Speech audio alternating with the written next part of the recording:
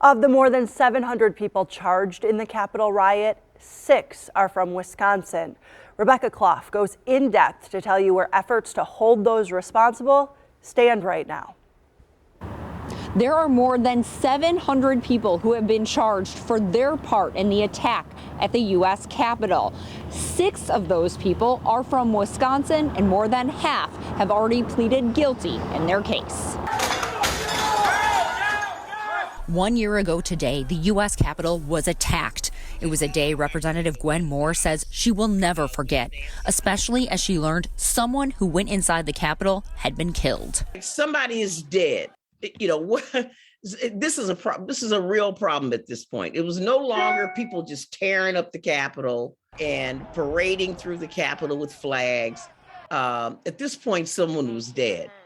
And that was the point that the horror and the fear set in. Moore remembers going to her office with many of her staff members. The Capitol Police led me through some of the tunnels using her fob through the Madison Library and into Longworth and to my office in Rayburn, where we huddled for the rest of the evening. Since those attacks, hundreds of people have been charged, including 6 men from Wisconsin.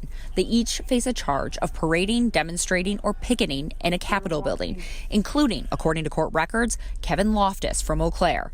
He admitted to walking on what he thought was the top floor of the U.S. Capitol. He pleaded guilty and is still awaiting his sentencing. Abram Markowski from La Crosse was sentenced to probation. Records show he texted his friend during the attack saying, "We stormed the Capitol and shut it down. Currently inside still." Markowski traveled to D.C. with his friend Brandon Nelson from Middleton. Nelson also pleaded guilty and was given probation. Investigators say Nelson sent video and text to his mom during the attacks. David Mish Jr. from West Allis begins his jail sentence next week. Investigators say he told them, "I was with a group of guys. Everybody was yelling, 'Breach the building.'" He was sentenced to 30 days in jail. Michael Fitzgerald from Janesville is also charged with civil disorder, obstruction of an official proceeding, and disorderly conduct. According to court documents, Fitzgerald was near the front of the line of rioters, participating in the push against law enforcement officers. His case is still pending. And Joshua Munn from Melrose faces the same charges as Fitzgerald. His case is also still pending. Court records say he traveled with his family to the Capitol, posting to social media, "Before you hear it on the news, my family marched on D.C. today."